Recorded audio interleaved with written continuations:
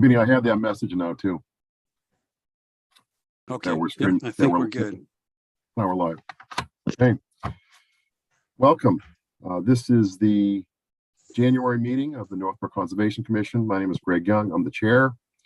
And this open meeting is being conducted remotely, consistent with Governor Baker's executive order of June 16, 2021, an act relative to extending certain COVID-19 measures adopted during the state of emergency. All members of the Northborough Conservation Commission are allowed and encouraged to participate remotely. The order allows the Northborough Conservation Commission to meet entirely remotely so long as reasonable public access is afforded so that the public can follow along with the deliberations of the meeting. The public is encouraged to follow along using the posted agenda unless the chair notes otherwise. Members of the public who wish to view the live stream of this meeting may do so by going to Northborough Remote Meetings on YouTube via the link listed on the agenda. Ensuring public access does not ensure public participation unless such participation is required by law. This meeting will feature public comment. Members, when I call your name, please respond in the affirmative. Tom Beals. Here. Dan Clark. Here. Justin Dufresne. Here. Diane Gouldner. Here. Todd Helwig. Here. Kelly Marston. Here. Very good. Yeah, when I call your name, please respond. Vinny Vignali. Here, Melanie Rich. Melanie, you're muted. I'm here. Okay, very good. Thank you, Melanie. Some ground rules. For presenters and or applicants listed on the agenda, the chair will invite each speaker or applicant on the agenda by name to make a presentation and speak to their application. Participants will provide their full name and hold until their name is called. Each speaker will be asked to mute their phone or computer when not speaking and to speak clearly and in a way that helps generate accurate meeting minutes. Those responding will be asked to wait until the floor is yielded to them by the chair. Speakers who wish to respond to the comments of others do so through the chair, taking care to identify themselves. Each vote taken by the commission will be conducted by roll call vote. For items with public comment, after members have spoken, the chair will afford public comment as follows. By phone, dial *9 to raise your hand and wait to be recognized. Please note that part of your phone number will be visible to those viewing the meeting. By Zoom, click raise hand on the bottom of your screen and wait to be recognized. The chair will ask members of the public who wish to speak to identify their names and addresses only. Once the chair has a list of all public commentators, the chair will call each by name and afford 3 minutes for any comments. Diane, it's up to you. It's all yours. Thank you. Pursuant to Chapter 20 of the Acts of 2022, an act relative to extending certain COVID-19 measures adopted during the state of emergency, signed into law on July 16th, 2022, this meeting will be conducted via remote participation. No in-person attendance by members of the public will be permitted. To participate in the public comment portion of this public hearing, go to the Northborough Remote Meetings YouTube channel or the town website for Zoom information.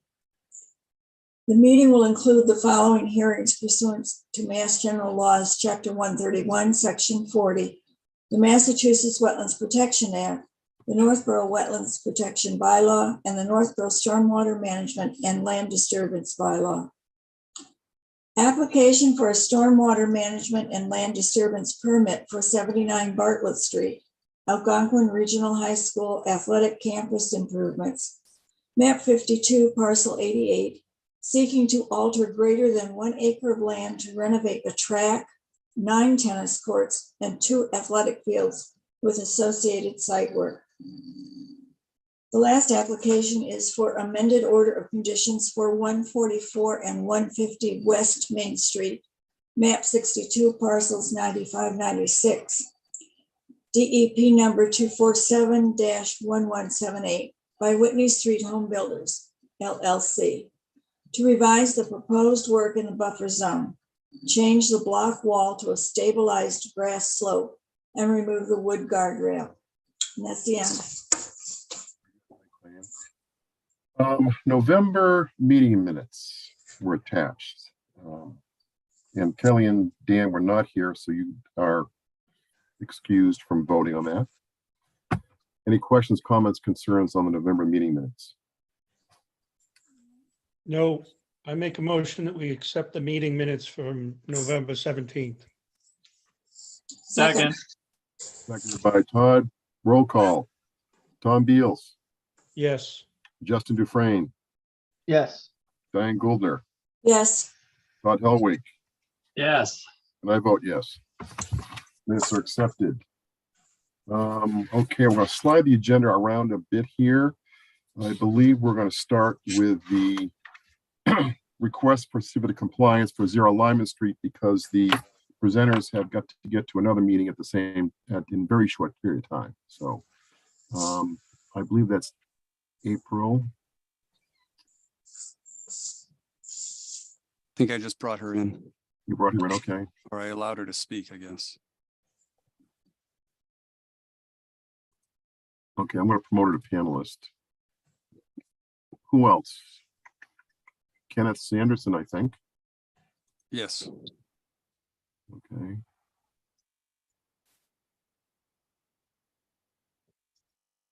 Good There's evening. Can April. you hear me? Yes, yes, we can. Yes, April. I think is that all for you, April? Just you and Ken? Yes. Okay. Good evening, everyone. Okay. Okay, COC for 0 Lyman Street. We did walk the site earlier in the week. Vinny, we're in good shape there. Any issues? No, I think they've stabilized everything. I'm going to try to pull up a picture. Let's see, and share my screen. This was the site that had the Beaver Dam issues and Right. has the bridge. Right, and so can you see the stream with a lot of growth on each side of it in my screen? I can. Okay, so that is the area where the Beaver Dam had backed it up. There was no vegetative growth in there that had been underwater for a long time. And the road is right at the bottom of this picture, right where the arrow is pointing. That's the stream channel opening and the culvert is right here. So that site has really come in well. The vegetation is well established. And I think we're okay to issue a COC. Any questions, concerns from the commission? Okay. That being that we need a motion for 0 Lyman Street. Moved issue a certificate of compliance for 0 Lyman Street. Second. Okay. By Tom Beals, roll call vote. Tom Beals, Yes. Dan Clark, Yes. Justin Dufresne, Yes. Diane Goldner, Yes. Todd Helwig, Yes. Kelly Marston, Yes. and I vote yes. All set. Thank you. April, quick question before you go. The second site that's there, any idea when we're going to see that for a COC, or is that not in your view? That is outside of my knowledge. Okay, fair enough. All right, when it happens, it happens. Good deal. All right, thank you. Thank Thanks you. for working with us too. Appreciate Thank it. you. Of course. Okay.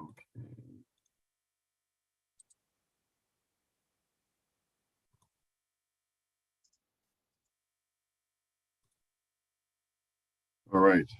Let's flip back here now. We've got stormwater management and land disturbance permit for Algonquin Regional High School. Who do we have for that? Let me take a look here. I see a hand up. Okay, Kathy. I'm bringing you in. Anybody else? Matthew. I got a second hand up. Okay, Greg. I'm bringing you in. I just brought in Matthew, I think. Okay. I think Maybe. that's all we have. Those are the only hands up I see. Okay, he's in. And Keith Here's Lavoy. Kathy. Welcome. Hello. Kathy, is Hello. Keith Lavoy on your team, I assume? Yep, Keith is the assistant superintendent, and Greg Martin Doe is the superintendent, and Matt Kinlan. Matt Kinlan, okay, Greg think is you here. got- And I think you got us all. Right. Good Kathy, evening. you're muted, so Kathy Kinlan is muted, if that makes a difference. Okay, what's going on with Algonquin's fields? All right, I want to say thank you. Hello, everyone, and appreciate you having us on your agenda this evening on this very exciting project. As I said, with me is myself, Kathy Hervel. I'm the project manager for Gale Associates, doing the design, permitting, and hopefully construction of the athletic improvements at the high school. Matt Kinlan is the project engineer supporting me on the project. Keith Lavoy is the assistant superintendent, and Greg Martin Doe is the superintendent of schools, heading up the project on behalf of the school district. So with that, I'd just like to give you a little intro into the project. Can I share a screen? There we go. Just let me know when you see this. Screen 1 or screen 2. Can everyone see that? It's Yeah. coming. There it Yeah. is. Okay, all right, just to start where we're at, so you understand what the project involves, existing conditions. We are proposing to improve both the entire stadium field and track, including grandstands, lights and such, as well as the existing JV field, as they refer to it now. It will be called the multi-purpose field when it is done. We're looking to make both of those fields synthetic turf. We have no resource areas on the property or within our work limits. So I'm just going to go in and show you kind of why we're here. The high school, unfortunately, a lot of the athletic facilities have kind of seen the end of their useful life. The tennis courts were done back in 2004.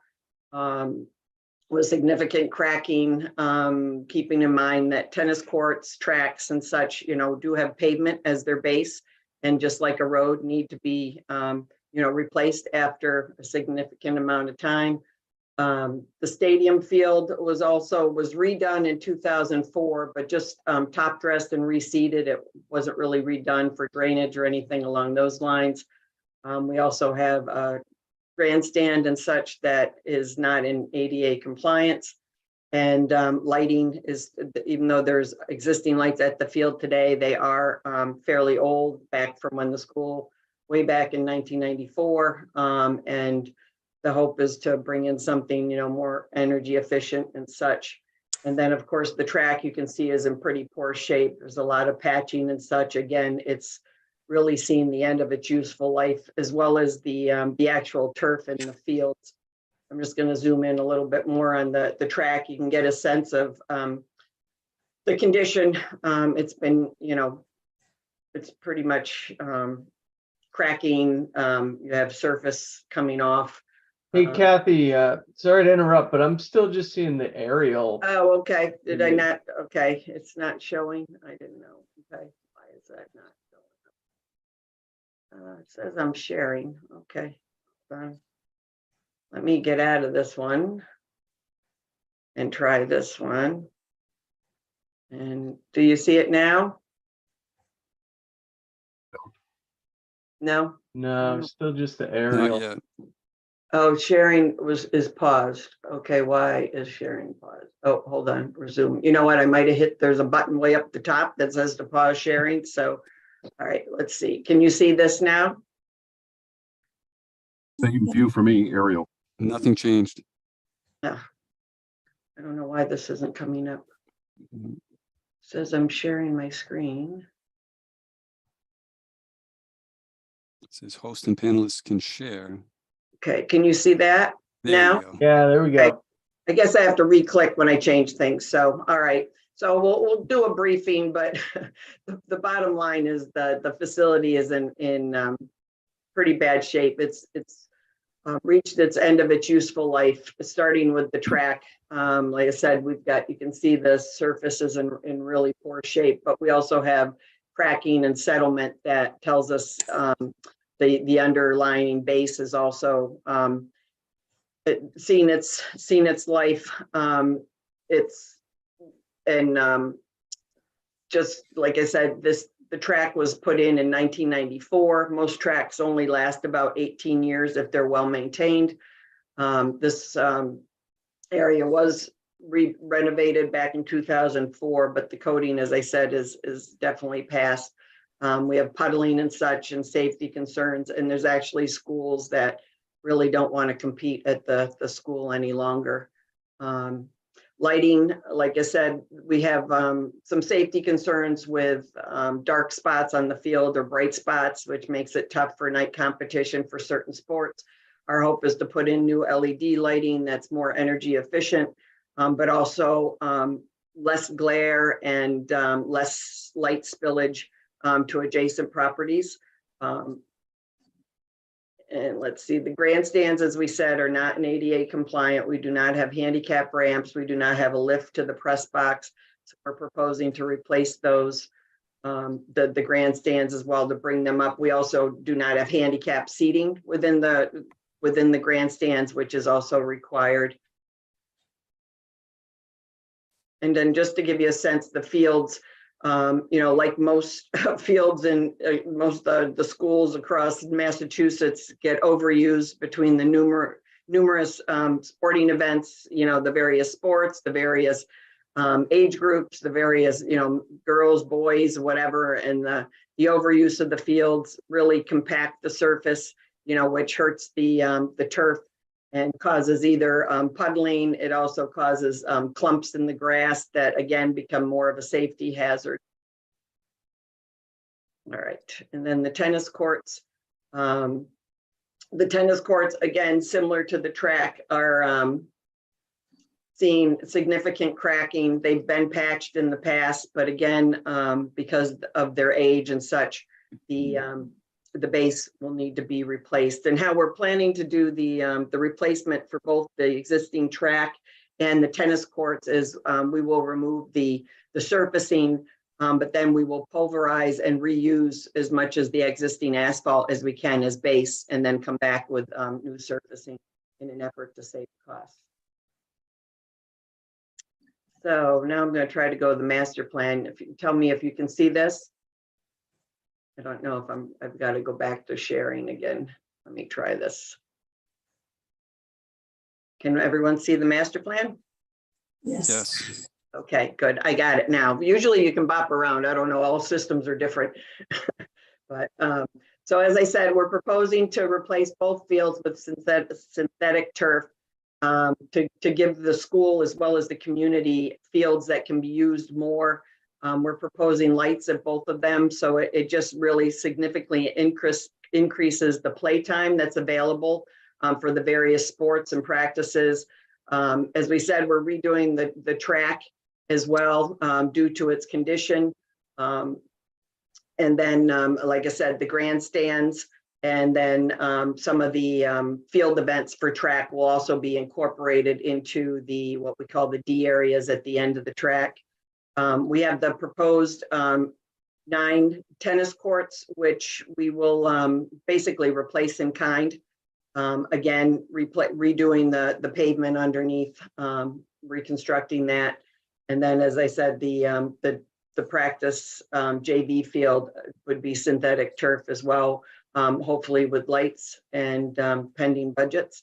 And, a few small grandstands, a little concrete pad over here with some kind of small portable bleachers. So with that, I think that's pretty much where we're at with the project. I'm going to stop sharing and just see if you have questions and such, or if you'd like us to go through the plan set, we'd be more than happy to.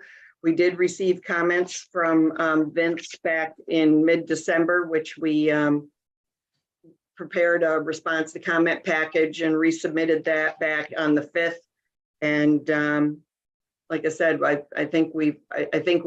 hoping we addressed all the comments to his satisfaction. And if not, we'll do what we need to do. And like I said, any questions, be happy to address. Just one question I have here. It looks like you're staying within existing footprints. Very much. We might trickle a little bit out of, but we're definitely in all previous disturbed areas.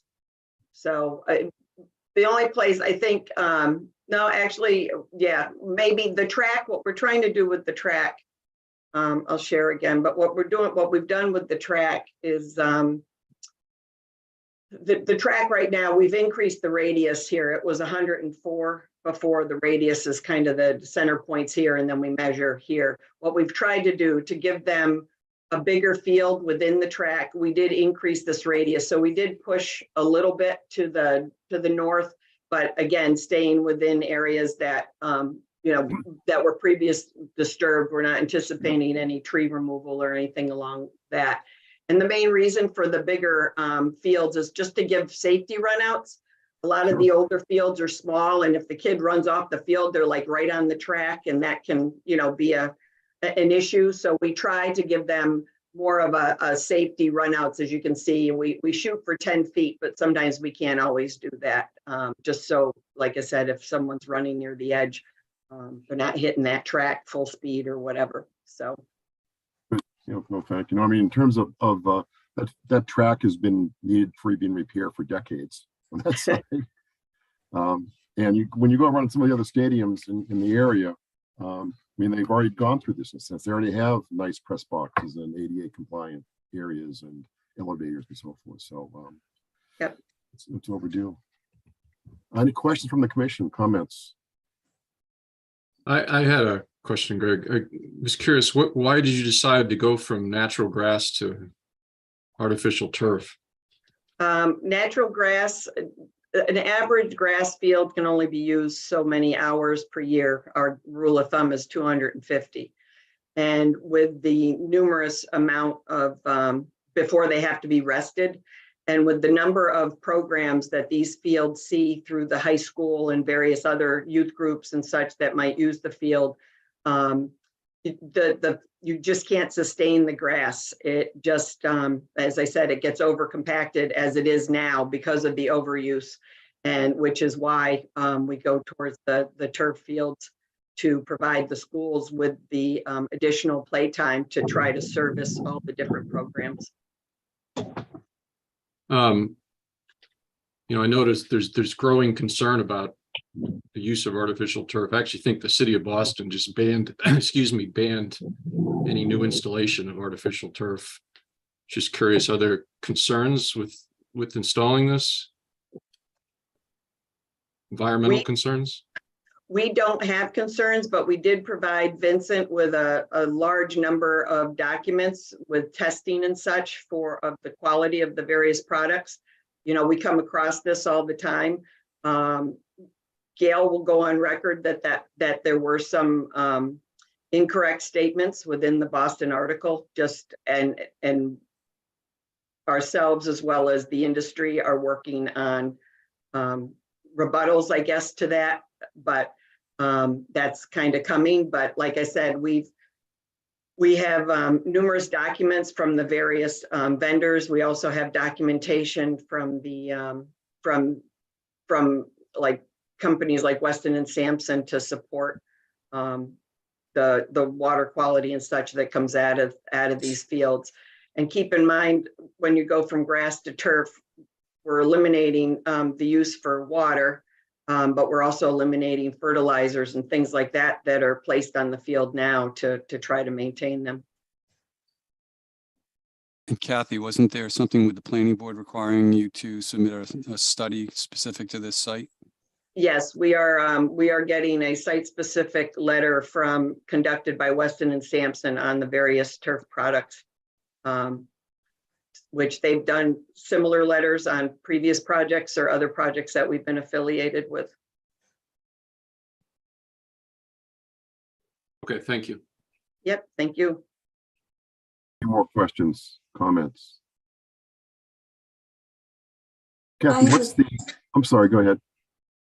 I was wondering if there's any repercussions from using this artificial turf as in all the schools that have used it. Have they had any problems? Not that we're aware of. Like I said, we've designed and done numerous of these fields and have not had any issues. Thank you. Thank you. Any more comments? I have Kathy, a what's question. I'm sorry, go ahead. Is that Kelly? Yeah.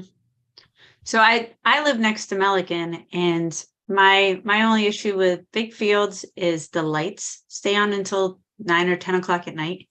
And I was wondering, I know it's been a while since those lights were installed. Does the new technology have timers or something, a button you could push and turn them on and turn them Yes, off? yes, the new technology, just so you know, the light structures, the poles actually are slightly higher because the technology has advanced that the lights shine down on the field and not across the field.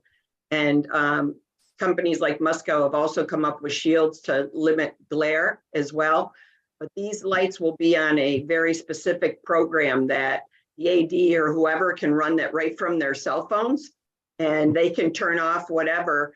But they're also, we have the highlights, but then down below about 20 feet or so high are some smaller lights that once the game is over, they're allowed to, they can turn off the big lights, but leave the lower lights on so that people can exit the stadium and such. But that can, they've learned through the years of how to not impact people. As part of the site plan package, I don't know if it was included in this one, we did submit what we call an illumination plan, where we show the foot candles as it leaves the property. And you will see that before we get off our property, we were at 0. And you'll be surprised if you ever go out to some of these lit fields, how quickly, if they have new lights, how quickly that lighting just drops off and doesn't bleed far from the facility.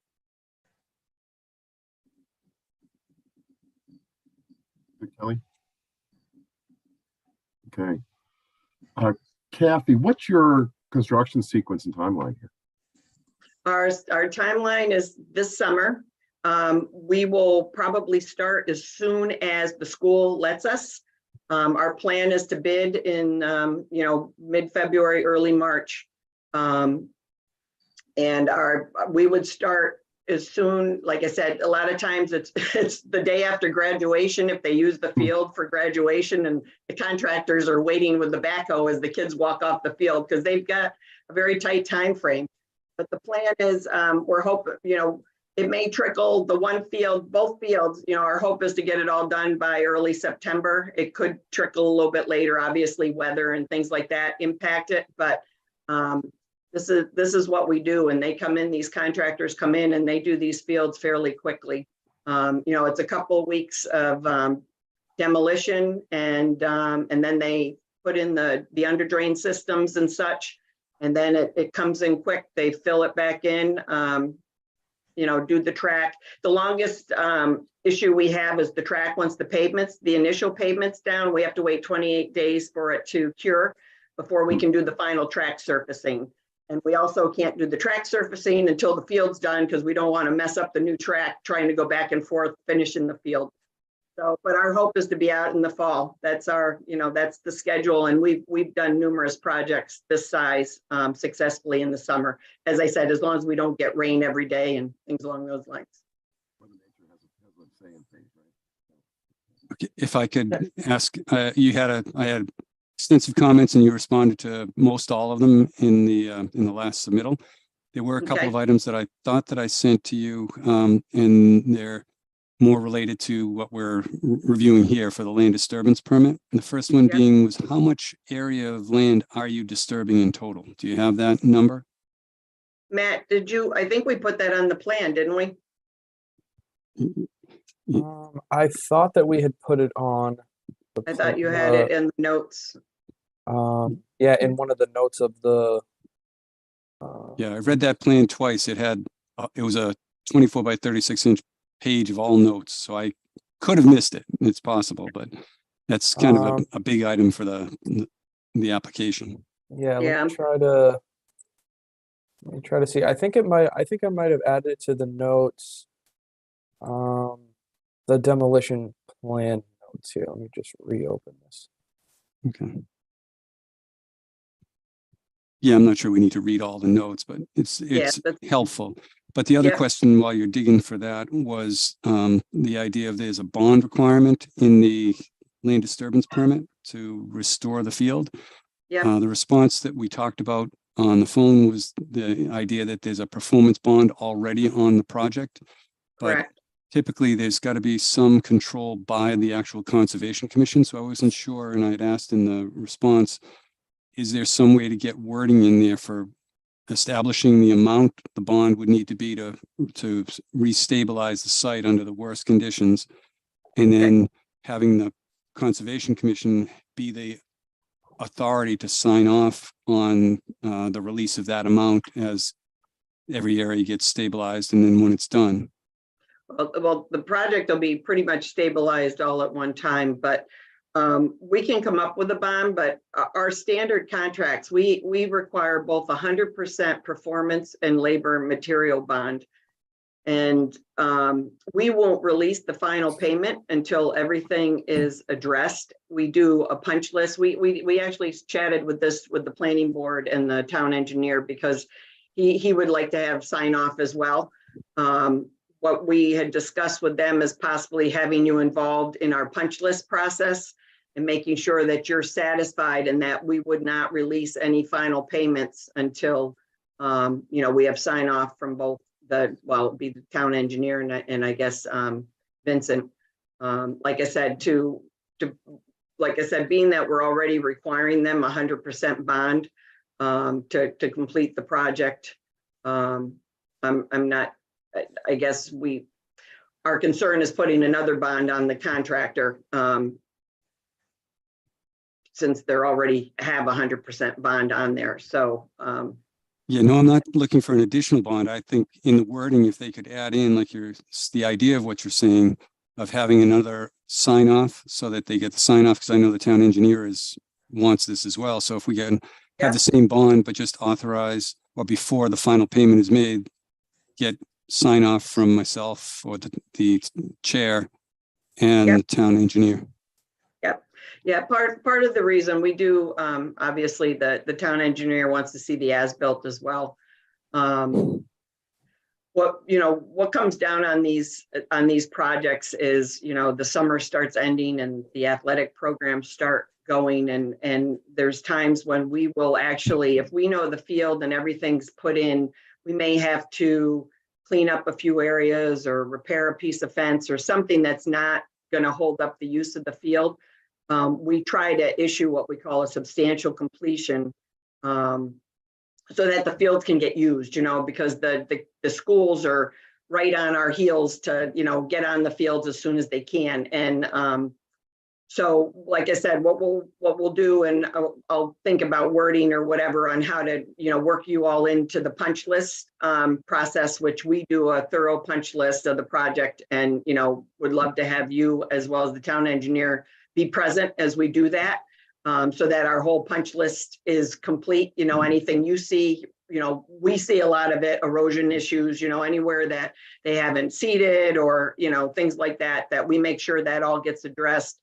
And like I said, we've committed to the town engineer that we would not release the final payment until, you both parties are satisfied. So, and they do have a 5% retainage on the whole project as well. So they're holding quite a bit of money. By the end, it's holding quite a bit of money back. So. Yes, 5% of a lot. That's right. So that's good. And I think that would work because I don't have any problems with the students going out and using the fields. It's just the idea of keeping the contractor focused on the project so that everything really gets completed. Yep. And Matt, did you find that? And yes, I did. So it's under demolition and erosion control notes on the actual demolition and erosion control plan. So I think C011, 012, and 013. Note number 10, project includes a total of approximately 367,000 square feet of disturbed area, which is equivalent to approximately 8.42 acres. Wow. It's a lot of land out there. That's good. Thank you. Yeah, keep in mind too, we're doing pathways and such for ADA access and compliance everywhere, and it adds up. And those were the main issues. The other was the stability at the actual outlet pipe where you're Mhm. connecting into the pipe, and you showed that the capacity was there. But I wanted to see what was going on at the outlet because it's probably been since 1994 that anyone's been out there to look at it, and we should just make sure that it's stable before we put more water in there or additional water. Okay.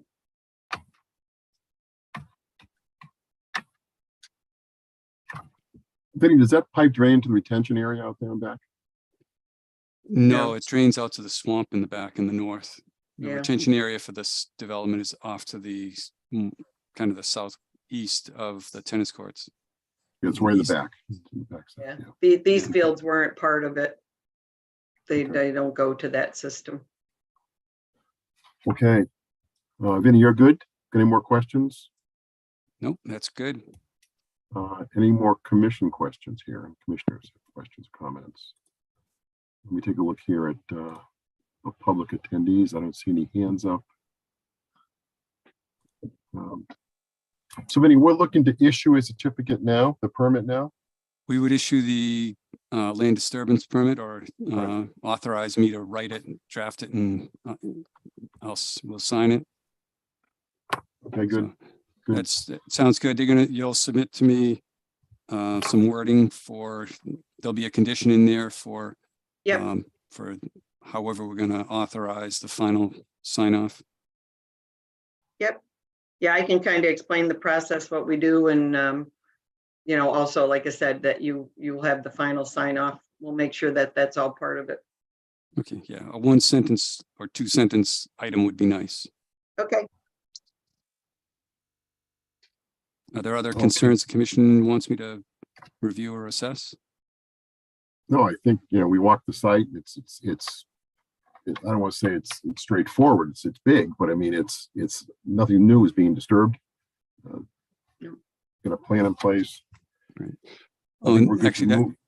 I'm sorry, that Go ahead. reminded me that the work you were going to do, you were going to be excavating. So you're basically creating a little ponding area for the work. Correct. So that's the most protective area. They're going to put a 12-inch compost sock around the perimeter.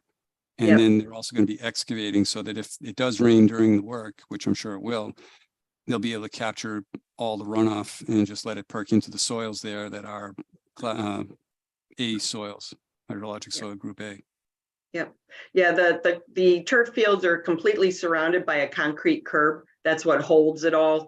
And then there's the base, then you have the base stone, and we have the drainage collection system. But yes, once, the first thing they do is get rid of the topsoil, and then, then you have that, they act as their own little basins until they're finished. And they still act as a basin basically when they're done too, because everything that falls on them stays in them. So. Okay, I think we're good. If there's no more last chance for questions here. Let's move to close the hearing to start. So moved. Is there a Second. second? Seconded by Tom Beals, I believe. Yep, Correct. Todd and Roll Tom. call. Tom Beals, Yes. Dan Clark, Yes. Justin Dufresne, Yes. Diane Goldner, Yes, Todd Helwig, Yes. Kelly Marston, Yes. and I vote yes. Now we need a motion to issue a stormwater management and land disturbance permit for 79 Bartlett Street. So moved. Second. Roll call. Tom Beals, Yes. Dan Clark, Yes. Justin Dufresne, Yes. Diane Goldner, yes, Todd Helwig, Yes. Kelly Marston, Yes. and I vote yes. Onward, gentlemen and lady, onward. Okay, well, thank you very much. We appreciate it. And we'll Thank be you in for your touch, time. and we'll let you know when we put a shovel in the ground. Or before, 48 Before. hours before. Yeah, that's right. And let me know when the erosion controls are in, and I'll go out and inspect them. Perfect, great. Thank you. Thank Have a you. good Good luck. evening, everyone. Thank you. Thanks All for your right. time. everyone. Have a Appreciate good it. Thanks. Bye-bye. Take care. good night. But Kelly, you see how fast Todd jumped on that? As soon as I set it up, he had to do nothing but say so moved, right? So there's the key. Yeah, but you sort of stole my thunder because I had the whole thing prepared. Then you just kind of ruined it. But we have more going on here, Todd. That's not a problem. That was the first one of those, though. Oh, okay. Well, let's talk Fine. about let's talk about 144, 150 West Main Street. We have some people here. I think James, I believe, is that correct? I think I just loaded him up. You got him in here? And I've got a DR. Is that someone on this project? I see a DR in attendance, but I don't know who they are. I don't know. Maybe James can help us out. Hi. Hi, For no Mr. reason. Chairman, James Tatro from Azimuth Land Design here with Jim Benincasa from Whitney Street Home Builders. Hey, James, do you have anybody else you want to bring in? No, we're thinking of anyone. Okay, Okay. okay. Okay, so we are looking here for an amended order of conditions for 144, 150 West Main Street. Several of us walked the site earlier in the week. So what are you looking for here? What's going on? Sure, Mr. Chairman. From the plan that was for which an order of conditions was issued, we are asking to revise it in order to eliminate the retaining walls that were proposed on that plan. And to eliminate those retaining walls, we had slightly moved driveway and extend the 2-to-1 slope. So we submitted a plan showing that. We subsequently had feedback in a couple instances from your agent, Mr. Vignali. And we also had a meeting at site with multiple staff members from the town. And so we made a set of revisions dated January 5th pursuant to that meeting on site and comments from Mr. Vignali. And so we had widened the driveway and the shoulder beside each, I said driveways, plural, I should say, and shoulder beside them. We also moderated the slope down from Route 20 from a 3-to-1 to a 4-to-1 grade. We also proposed off the front left corner of number 144, a area drain, because we were going to otherwise, I think, end up with some pocketed drainage. And we actually then revised that one further. Your agent, Mr. Vignali, asked us to see if we could include a hood on the outlet of that, and you can. You just have to go to a little larger area drain structure than we had shown before, so we revised that as well. We're not proposing to change the limits of work at all. We're not proposing anything more than the 2-to-1 slope that was previously. But when we very first came to you, we had a 1-to-1 slope, and we were quickly told that the commission's preference would be for 2-to-1. We're not proposing anything steeper than 2-to-1. We actually very slightly decreased the overall amount of impervious cover on site from the version previously approved, just for the small changes to the driveways. The houses are exactly the same. The points of the driveways coming out to Route 20 are exactly the same.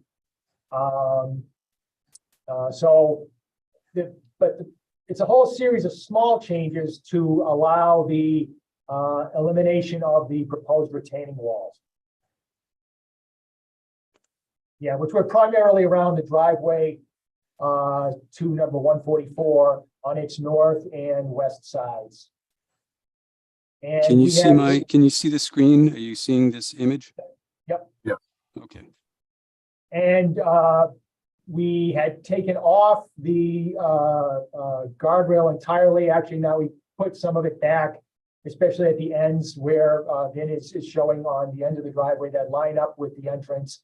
Should anyone start any slide down the driveway in an icy condition. So that, again, that's put back. And as Mr. Chairman, as you noted, this site is already under construction. The two buildings are there. Much of the grading is done. The septic system on number 144 is in place, but the grading over is not completed.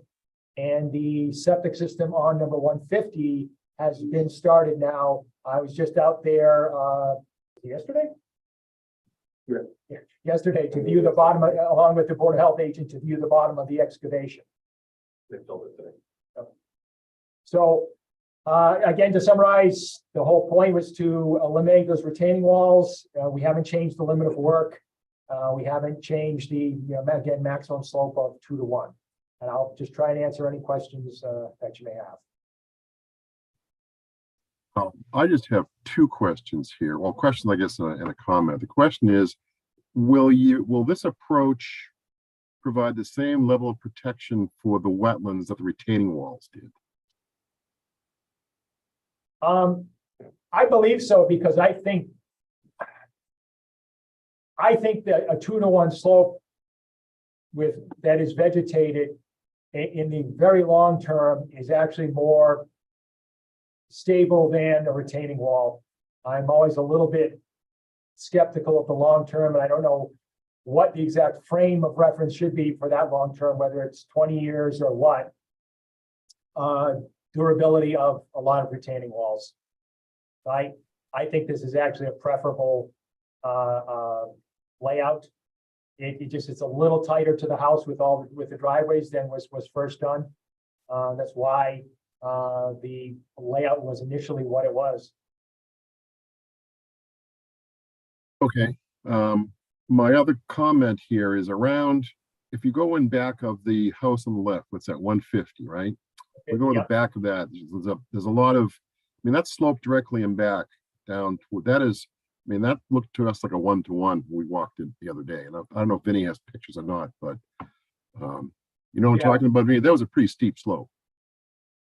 Yes, that was, and I apologize, James. I meant to send you pictures of that, and I don't think that I did. But it looks much steeper than a 2-to-1, and it might just be that the contractor packed as much as he could in the back area there, and he's going to regrade it. But there's some large stones and not a good surface to apply the loam before you do the cover, the erosion fabric. So if you look at it, we had a bunch of material back there. So we started to pull it back. And then I don't really know what it looks like right now. I have a picture of it. The material itself was getting really wet because it was raining out. So that's why we never finished that slope and never did that. So we're just not complete. Like, we're not done with it.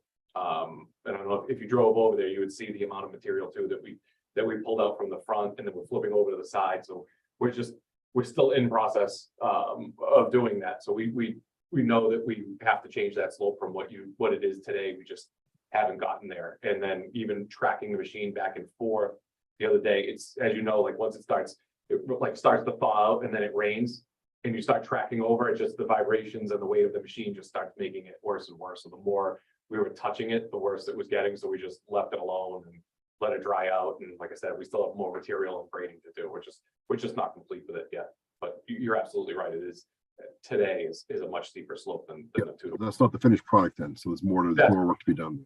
Yes, that's correct.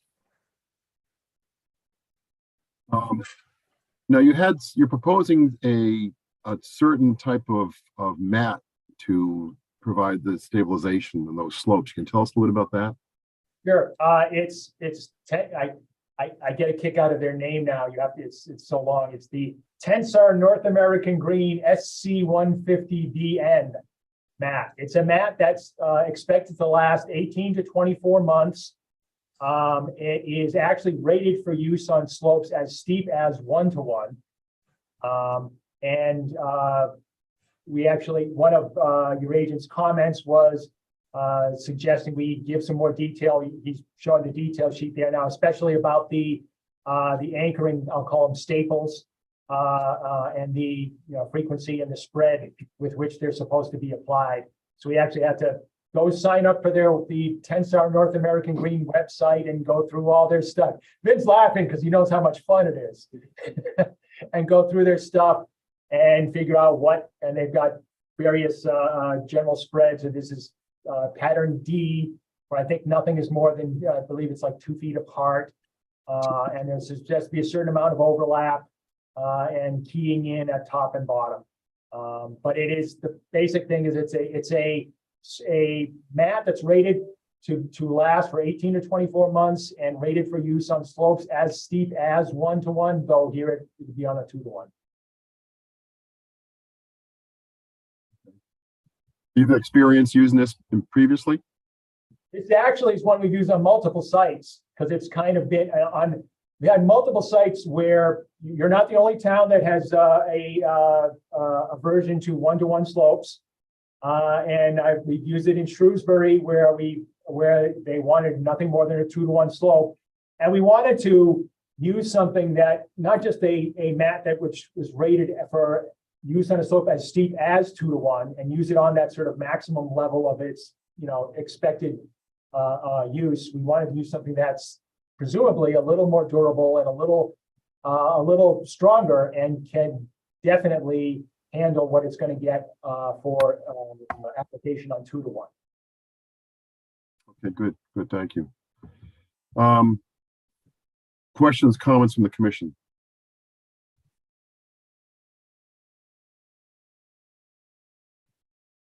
I see. I'm all set. Okay, you're good there. Tom's good. No other issues? Vinny, what about you? Any issues from your side? Any open items? No, the only thing that is not shown on the plans that we noted when we were out in the field was in the back of both of the houses. It looks like you have sonotubes, or actually you have the helical piles in place for a deck. And that looks like it's 12 feet off the back of the building. So it's going to really kind of impinge your turnaround and parking area in back there, especially. This one, not so much because the parking goes all the way down here. But it's going to take up some space. And I wasn't sure if you were, I see the framing on the house and I see the footings. So how is that going to impact your turnarounds and your access for the fire and emergency equipment? The previous contractor installed the wrong place. Those will be coming out. It's actually coming off the back deck. It's on that house. It's just actually a landing. Stairs, roughly 4 feet, and then that turns, it comes down. It's not 12. There is going to be a larger deck on the other one because we have the roof, but Okay. that one itself was just a mistake. No paper removed. All right, that's good. Yeah, it would make it too tight. No doubt about it.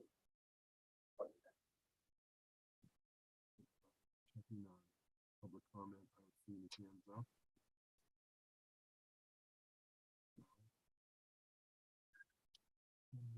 So Vinny, you're good with the changes, yeah? I am, yes. And the commission seems to be no concerns with that. So let's move ahead with closing the hearing. We have to close the hearing this one too? It's amended Yes. orders, same rules, right? Yes. Let's close the hearing. Make a motion to close the hearing for 144 and 150 West Main Street. Second. By Diane. Roll call. Tom Beals, Yes. Dan Clark, Yes. Justin Dufresne, Yes. Diane Goldner, Yes. Todd Helwig, Yes. Kelly Marston, Yes. and I vote yes. Hearing is closed. We need to vote to issue an amendment order of conditions. I'm not going to say any more, but Kelly can maybe finish this for us. So moved. No, I didn't give enough detail. Ah, It's a trap. I give up.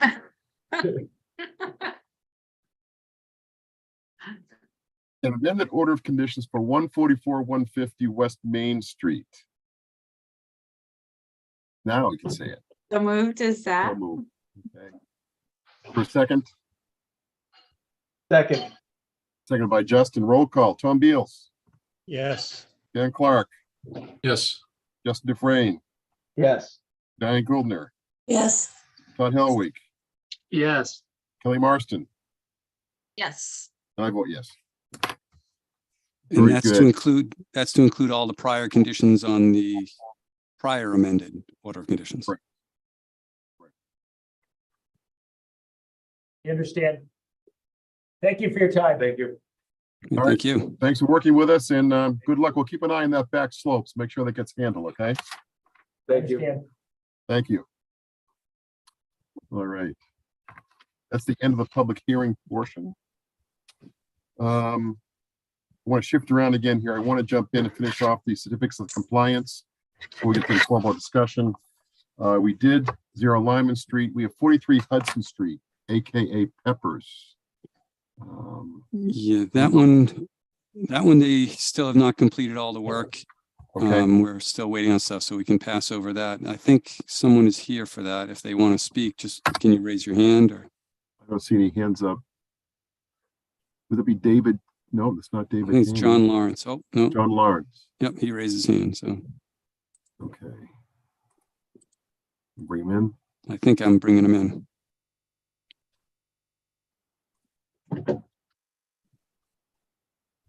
One of us brought him in, Vinny. Oh, good. He's in. That's the important thing. That's right. Okay.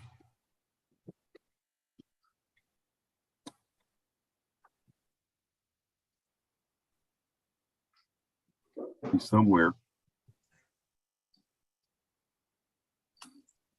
You have to unmute. Well, he's no, I don't see him. Oh, John Lawrence, here he is. Here he is. Ah, okay. You're only in voice. Got it. All right. Thank Welcome. You don't need to see my mug. Okay, fine. Anyways, I have nothing much more to add. You know, we continue to work with Vincent to make sure that we, you know, are compliant with everything, et cetera. Our contractors are promising me that they'll be in on Tuesday and Wednesday to finish up on the recommendations that Vincent made to our colleague the day before yesterday, et cetera. So we'll be in good shape for your next meeting. Super. Okay. Deal. Thank you. We'll put you on the Thank agenda you. for Marlborough for February. Great. 343 Howard Street. David Canny. Hope that's the right pronunciation. He's with us here. I'll bring him in.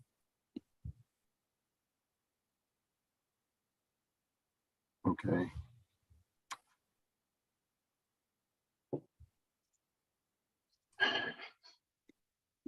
David is, I see him, there he is. All right. Good. Septic system construction. Vinny, you've looked at this before, right, already? I have. I was out there. I can share my screen. It's simple unless you want to jump in, Dave. I can run this. All you, thank you. All right. So this was the approved plan. Okay.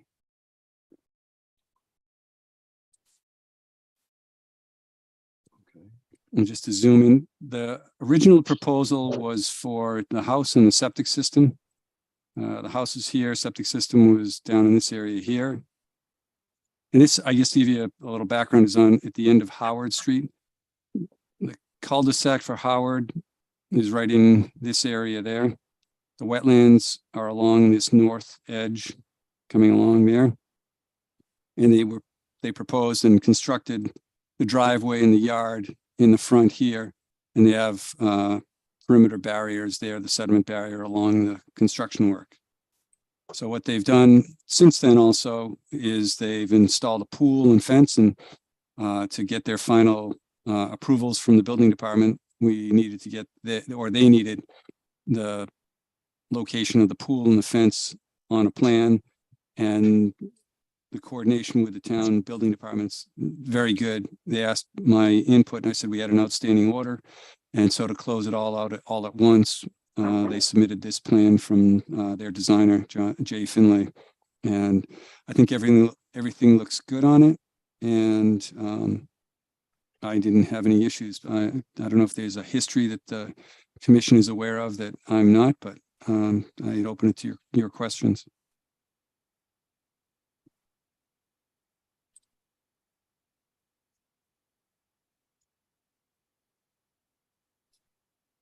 Any question on the commission? I can't think of any history here. Does anyone have any comments on this one? Nope. Nope. Feels good. Good there.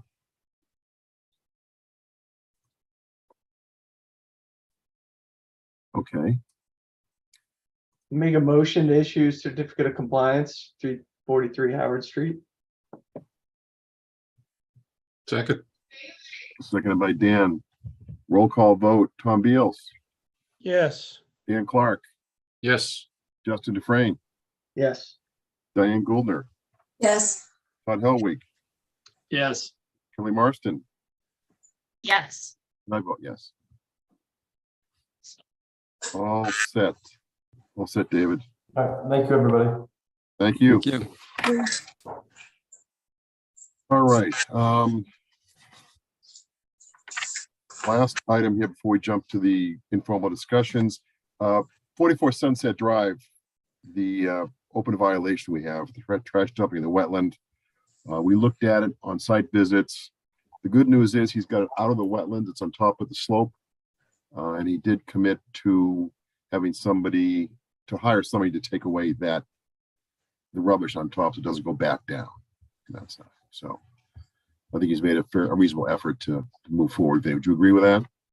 Yes, I called him and gave him the number of the hauler, and he said he would contact him on Tuesday and hopes that it'll be out by the end of this week coming up. Good. It looks a lot better. That's not, Yes. so. Okay. Informal discussion item. We have two items here. Planning board consideration of dissolution of the groundwater advisory committee and Knox. The Knox situation, I think, is, did you want to update this quickly on Bob Knox? And Yes, yeah, that's the one where he's for the last 30 years been using town property. And there was a question at the last meeting about allowing it by permit or selling the property. And I think Tom had the recommendation to look at the Bigelow lease that was issued. So I pulled that out and I forwarded that to Mr. Knox, and he's in the process of reviewing it and seeing if it's something that he can live with for the things that he wants to consider on that property. So it's kind of in his court to come back and ask for certain things that he wants to do. He understands that he's going to need to, no matter what happens, he's going to need to pull up some of the materials that are out there at the site now, and he will work on that in the springtime once everything thaws out. did you forward the license agreement around to the commission, Vinny? Does everybody have a copy of it or not? I think so, but I could have forgotten that. Did you all see? Okay, I will don't think so. circulate it. I was actually, I think I was going to wait until he decided whether he wanted to really even do it. But I can circulate what we have. Well, if he wants to buy it, certainly that's between he and the town. If he wants to lease it from us, I mean, we can discuss that as an alternative here. When we talked about this, when I looked at the Bigelow lease agreement, there's 12 stipulations here. And one of them is, I think, which is an issue with him. Number 9 says a licensee shall erect no permanent structures and shall not store equipment on the premises. Bigelow was growing trees on that time. So. Right. Right, well, I'm sure we can modify it to some degree. Yep. Right. And I'm considering it for your, if you can give me some input, I think, is that you, Diane? Oh, I thought you said something. I could hear something in the background. I think we're going to need input from the Open Space Committee. And I think the town administrator are signatories on that. Is that correct, Greg? If you have the document. Yes, it was, the agreement was signed by one of the big, Patricia Bigelow, and then John Cudere, myself, Wayne Baldelli, and Mo Tugas. And then all the commissioners were listed, yes. Yeah. Oh, okay. All right. And I will circulate the current draft that I highlighted with the items that would need to be addressed by Mr. Knox. Yep. And the short-term issue with Bob Knox, they took care of that violation with the wetlands a couple of months ago, so that's good. So now it's a matter of ongoing, what happens to the property going forward. All right. Planning board consideration of dissolution of the groundwater advisory committee. Let me see here. Scott Rogers is with us. Scott, do you want me to bring you in, or do you want to just listen? You can raise your hand and let me know. Oh, he's coming in. All right. Promote to panelist.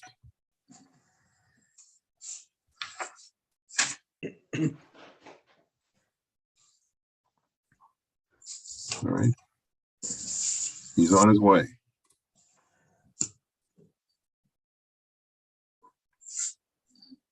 Thanks, Greg. Scott Rogers, a member of the select board, joining you here tonight. Welcome. I don't see you. Why is that? Oh, it's because you have no camera on. I got it. All right. So, all right, Scott. So I think we've done a little bit of background work here. You want to give us a quick summary as to what's going on? And Diane Gould was with us tonight, and she is currently a member of the GAC. Yeah, Ryan, thanks for the opportunity. So as part of the annual town meeting package of proposed zoning bylaw changes, the planning board has been considering changes that would effectively dissolve the groundwater advisory committee. Their discussions are that a lot of the technical work that's done by the town engineer that's reviewed by the groundwater advisory committee could just as well still be completed and then presented to whether it's the planning board or the zoning board of appeals, whichever is the special permit granting authority. That technical review could be still done by town engineer and then presented directly to the permit granting authorities. The points that we discussed in the groundwater advisory committee on Tuesday night and that I brought before the Board of Selectmen on Monday night was that technical and tactical work, is certainly done and no changes in that. But what we would be losing is the connective tissue and the avenues of communication between the boards, committees, and commissions that are members of the groundwater advisory committee and the interactions that happen, both kind of to and from that committee to those boards, committees, and commissions. So you've got as the two permit granting authorities, right? You've got the planning board and the ZBA, although the ZBA isn't explicitly mentioned in the zoning bylaw, the way it comes out in terms of the permits that they review, the applications that review it, they're certainly impacted. Yourselves to the Conservation Commission, the Water and Sewer Commission, the Board of Health, and the Select Board as well. So it's to make sure that as those discussions continue, if that is brought forward as a proposed change to the zoning bylaws and are placed as a warrant on for town meeting, that consideration is given that we're going to lose those interactions, those formal interactions, the formal membership and the communications that would happen then for applications and permits and licenses within the groundwater overlay districts. You wouldn't have the direct and explicit connection between those entities. You'd be relying more on departments and town staff, maybe to bring something forward, but you'd be removing that dedicated committee to review groundwater related issues.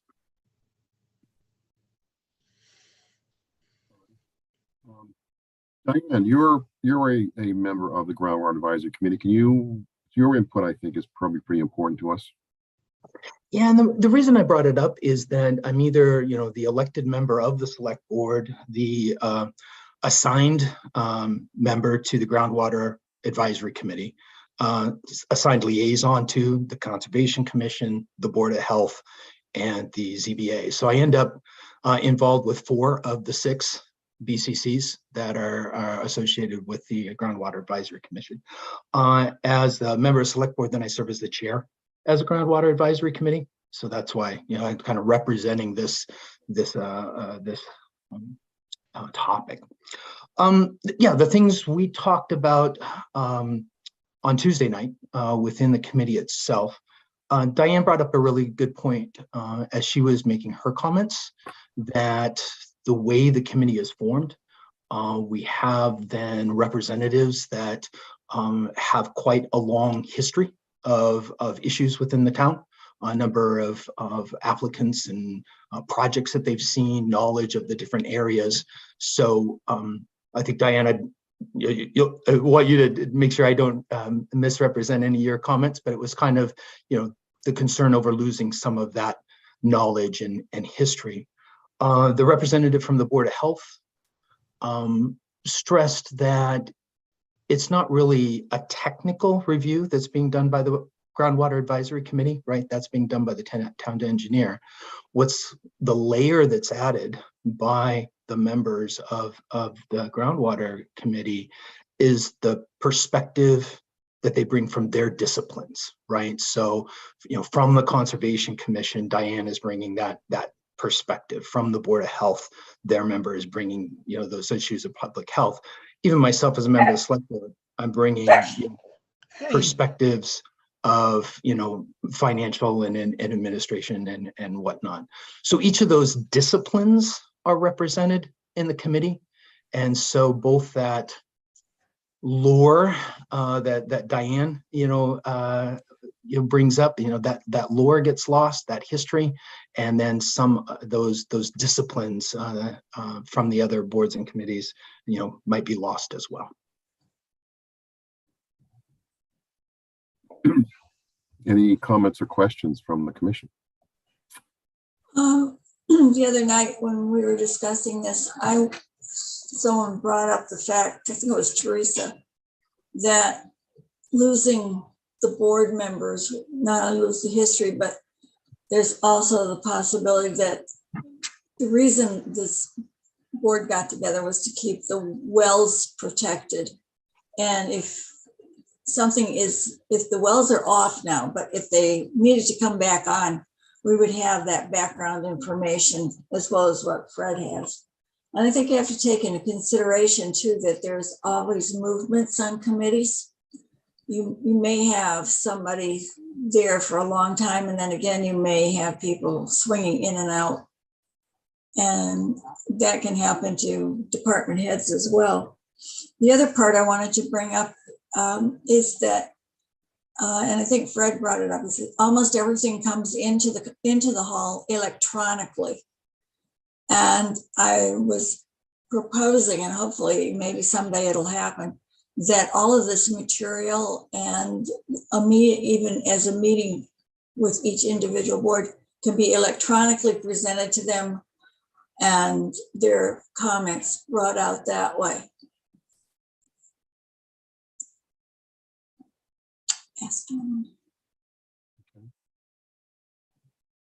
Okay. Just a comment, a question from my side. My comment is that I personally will support anytime you can eliminate a process that is redundant, so long as that what you're left with is as good or better than what you had before. So I don't know what this means if the GAC goes away. My question is, will there be an increased expense to the town by bringing in more consultants or experts with the GAC no longer in existence? I'll make an assumption that since the majority of the work is done by the town engineer, and would need to occur anyway, I think that's somewhat independent. There is talk amongst the planning board about types of projects and when they would need to go out for more expertise in different areas. It's my understanding that the burden of the cost in that case is on the applicant when it has to go to a peer review. So I think no additional cost to the town. I don't think that's a factor. I can't think of a case where this would occur, but one way to think about whether the process is streamlined or not is that under the current language that they're proposing for the bylaw change, and they haven't had a chance to review in their latest in one of their public meetings the latest verbiage that's being proposed. So we're a little ahead of them on that, and that there could be some further changes to the language before it gets placed on in the warrant. But if you read it explicitly, applications would still go to, and it's not quite understood what, delivered to, Conservation Commission and the other boards and committees. And there would be a possibility, and once again, I can't think of a case, but if it was a complex project, there would be the risk that they'd need to go in front of the Board of Health and in front of the Conservation Commission and in front of the Select Board. And so in that case, it wouldn't be a streamline that if we retain the Groundwater Advisory Committee, it would be streamlined, right? They'd go in front of that committee. That committee would represent those different disciplines and interests. Now, that might be a bit of an extreme, scenario, right? Like I said, I can't think of anything. The closest I can think of is that there was enough changes for a recent project or a recent permit and license at 30 Forbes that by the time the whole project was said and done, it had gone before the Select Board for a license renewal. Was determined that there's a variance that was needed, so went before the ZBA, went before the Groundwater Advisory Committee, then back to the Select Board for the license renewal. So although those were independent actions, the license renewal and the variance, they were all related for the project, right? And those interactions amongst those bodies informed everybody on the overall project. Actually made it very easy for me as a member of the Select Board to have seen what was going on with the ZBA and the Groundwater Advisory Committee. It made my discussions, and of the Select Board easier. So there's a bit of optimization. There's a bit of consolidation for the projects that go to the Groundwater Advisory Committee. That there's a focus there that in some cases, keeps a project on track. Right. I think there's elements that there's projects that come before you all and the Conservation Commission that, you review, make, recommendations on additional conditions or issue your own elements that I think simplifies the work that then the Special Permit Granting Authority does. So I think there's some similarities in the way that the Groundwater Advisory Committee operates, in terms of its advisory capacity to those permit granting authorities.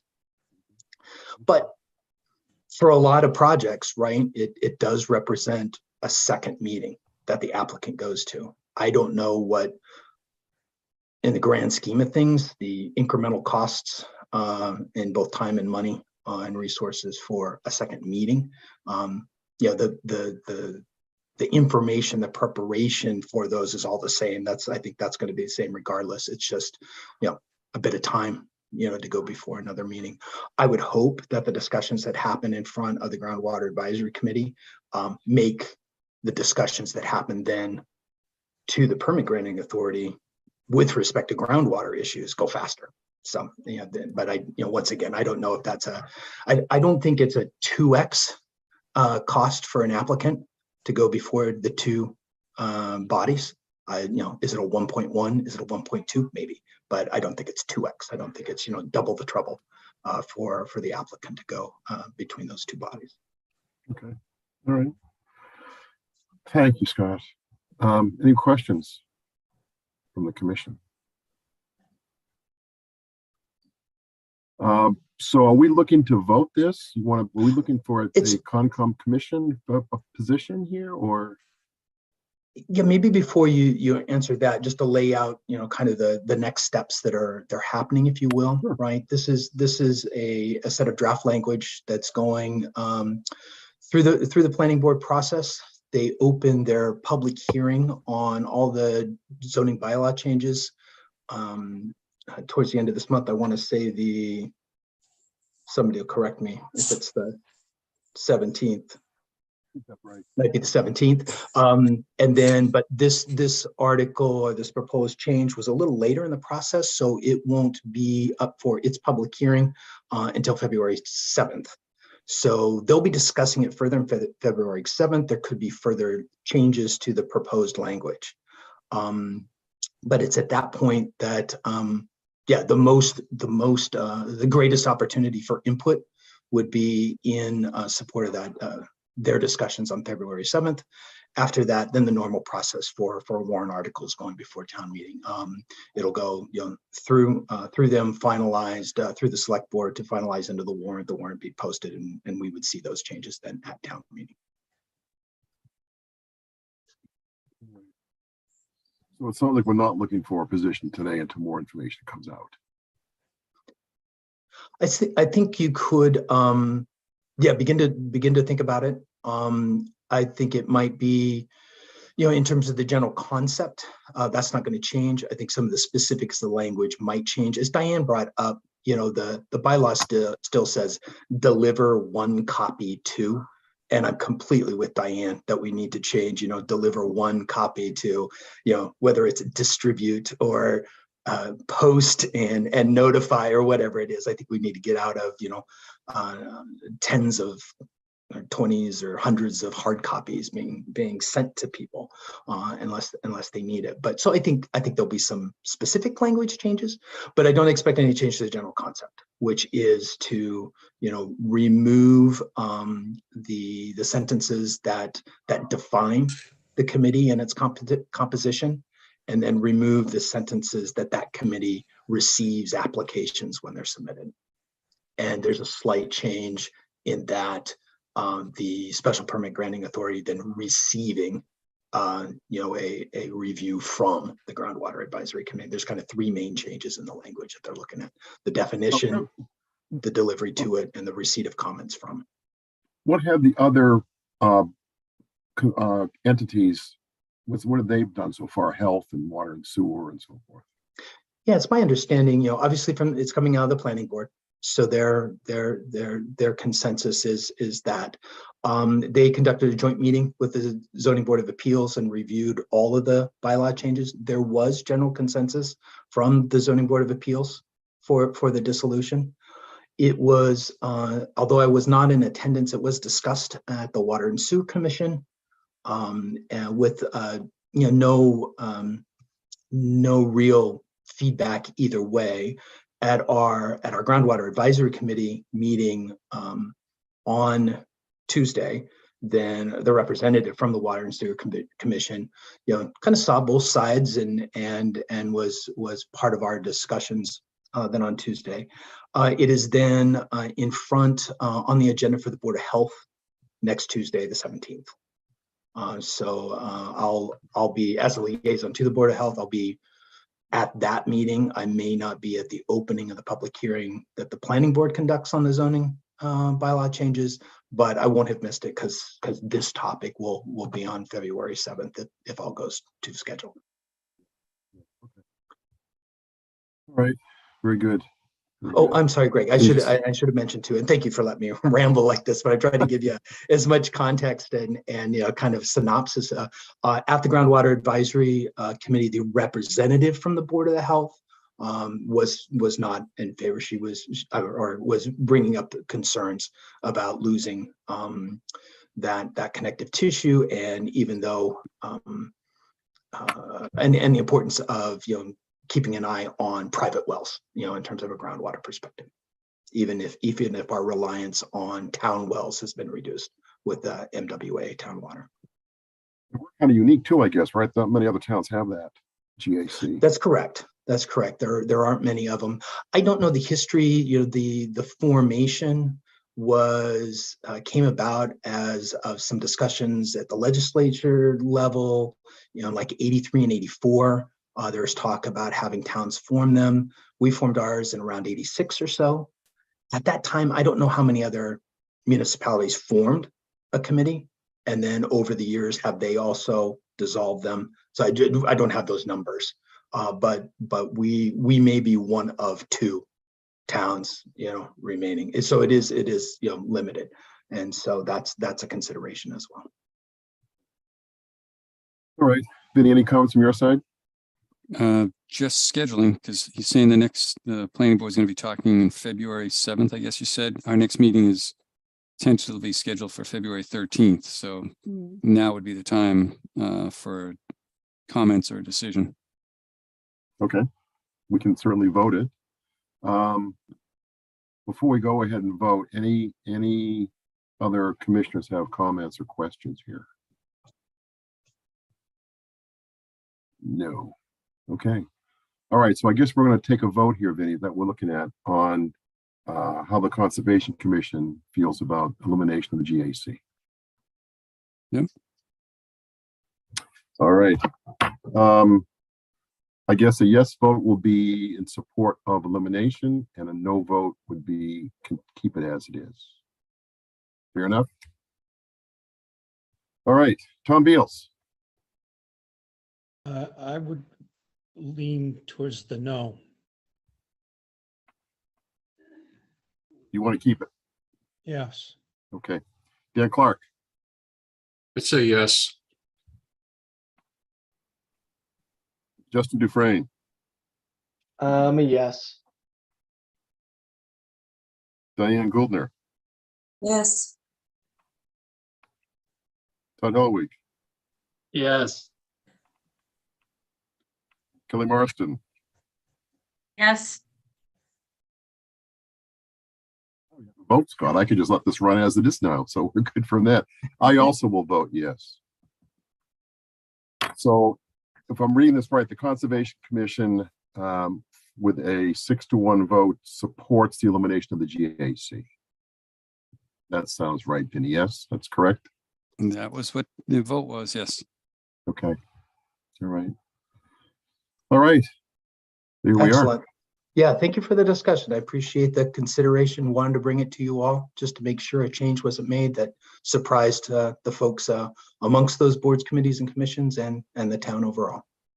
We're pretty, we know us, we're pretty transparent here, right? We try and keep things open up and on the up and up. So we're good with that. And thank you, Scott, while here for your support from us. We do appreciate it. On that side. Oh, which looking forward to the time to see you all in person when those opportunities arise. Well, sometime we have a site visit with, you're in muck up to your waist and sometime in the middle of August. We'll bring you up now. I'm ready for it. Just let me know. Give me a day's notice on that. I'll meet you down there. Fair enough. Fair enough. Thank you. Thank you. All right. Take care, everyone. Right. Thank you, Scott.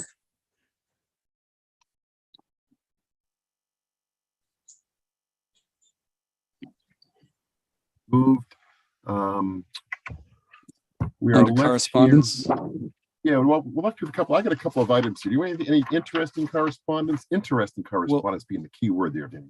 Well, that was the Interesting. Valentine Road area. Is that in your list? It's okay. What's Go that? ahead. Yes, it's not interesting, but yes, bring it up. Bring it up. No, it's not. It's not interesting. It's boring. We got notification from UR Cable that they're going to be replacing the cables out at Valentine Road, and there's there are two cul-de-sacs that are connecting off Valentine, and Hold on, Vinny. they're Hold just on going one to be second. replacing things. Oh, Scott came back. They left us. Oh, Okay. okay. Scott, are you back with us? No, Vinny, if you could just put me back in participants rather than kick me out completely of the meeting. I just tried to rejoin the meeting and it put me back Okay. on the panelist. Just All right. please.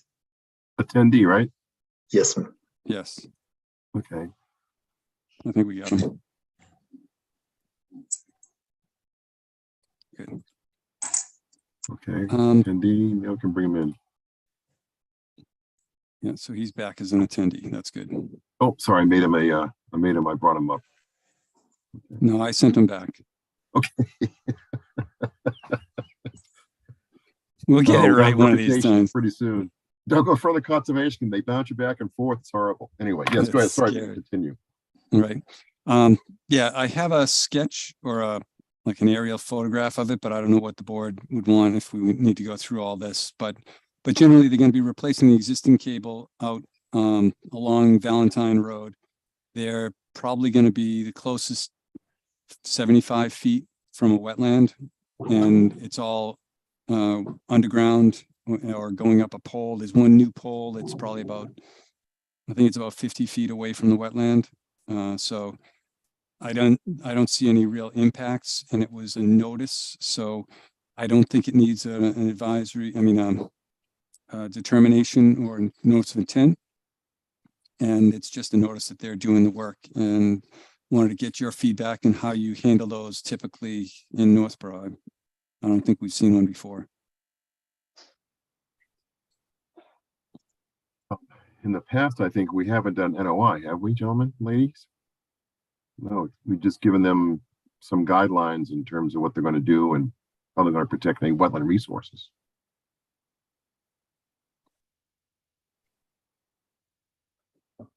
Okay, yeah, because the work is minimally invasive. It's Right. They're pulling wires through cables or whatever it is. It's fiber optics. I don't know really what the details are, but there's not a lot of wetlands close by. There was that one is 75 feet away. Yes, So on that one, we'd probably ask for some sort of protection.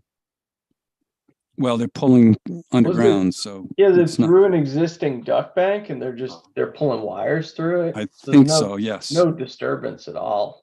They're not Right, well, cracking the they're only not cracking the disturbance is- asphalt? They're going to crack the asphalt and work through that? No?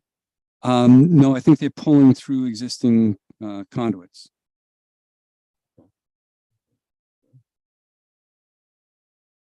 And actually, I can pull up, I have the paperwork that I received.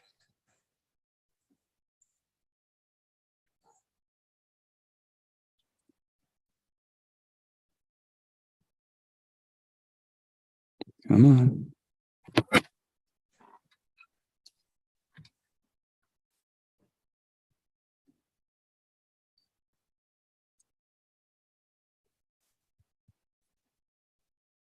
All right, sorry about that. I'll get my screen here.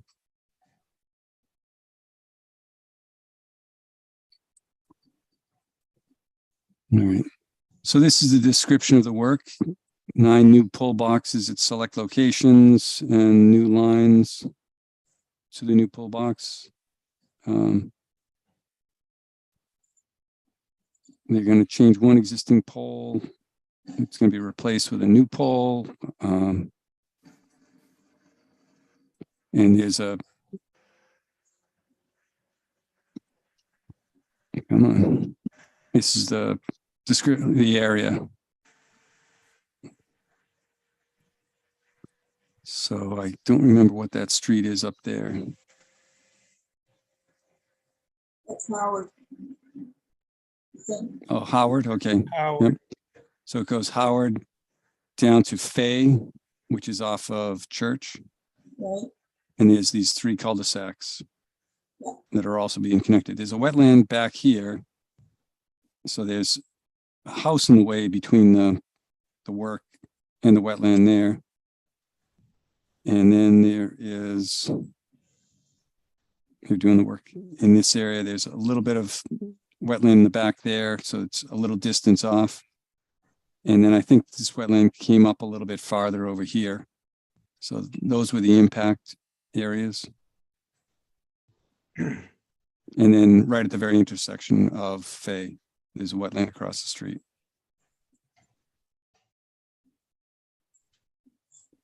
So I was thinking it was just, they sent us this notice and, okay, gotta move. I'm sorry, I can't get the right side of my screen here. So they're gonna put this in place. They're gonna be sediment controls in place where they're needed, where they're doing alterations. They use the National Grid guidance, which is like a 300-page document that is very thorough. I've worked with them multiple times, and they usually do a good job if they have a good contractor. So I'm planning on finding out when they actually do the work, and I'll go out and visit the site and just make sure everything's in line with good standards. But I just wanted to confirm with you that it would be okay to allow this under just this notice submittal. Looks like there's some exemptions going on here, Vinny, too. Exemptions, yes, it is. It's an exempt use. So what it would be, and if I needed to, I could do an advisory administrative approval based on the minor exemptions noted in the regulations.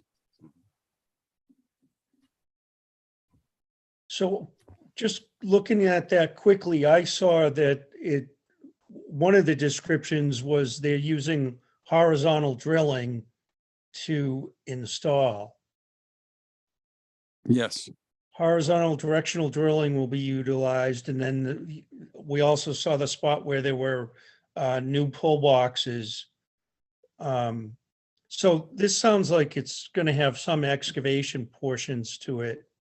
But it looks like, you know, where you've pointed out all of the wetlands, and they're working basically on the edge of the road. I don't see any real impacts to the wetlands, but I think it's a little more than just pulling in through existing ductwork. This yeah, I think you're right.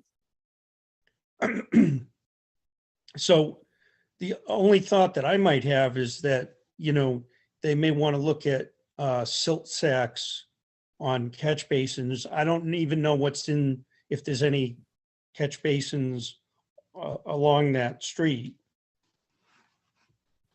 And that might be part of their best management practices anyways, I'm not sure. Yep, it is.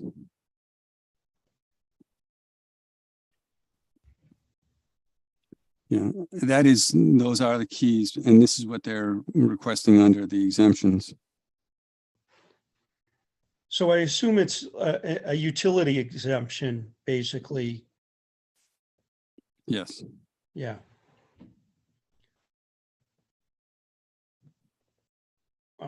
My thought would be just to make sure you do a drive-bys on them a few times. I definitely can do that. Do they want some sort of document, Vinny, from us? No, they just sent it as a notice. Here you go. It's a and, notice. Yeah, we're Okay. ready.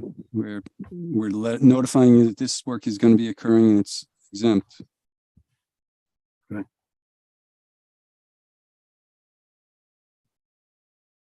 Any other commissioners have different opinions or questions, concerns here? No, I'd be with Tom. Just head by, once or twice and make sure, things are looking pretty good, but it should be, I would think, pretty minimally invasive out here. Yeah, I'm fine with it. Is this on your walking route, Diane? No, No. too far over. Did they have a projected start? I don't remember that. Would begin soon. Weather permitting, yeah. Yep. I can contact them and find out when and make sure that I get out there a couple of times. Yeah, I would say that's about all we can really do is do a drive-by, and if there's no, big sand piles in the street or, Mhm. big tanks of drilling mud on the side of the road. You're right. There's slurry mix going in the wrong direction. Right. Yeah, that's about all you can do. Okay, Okay. reasonable. All right, you good, Vinny, with that direction? That's great. I appreciate it. Super. Okay. Vinny, you have anything else?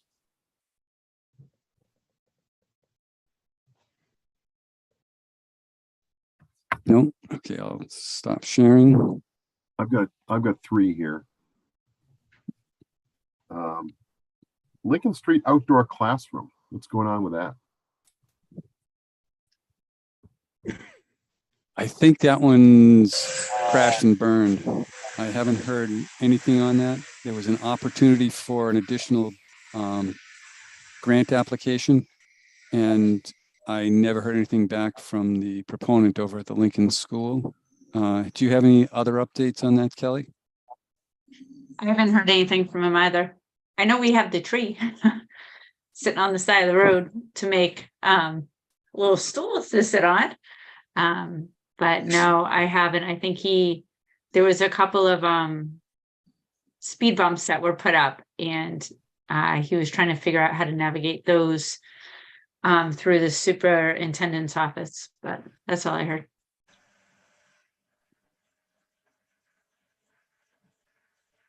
Okay. Forest management plan. I saw your note, Vinny, and I think you've got Tom and Dan on point for that, right? I got a crack team on that one, that's for sure. There you go.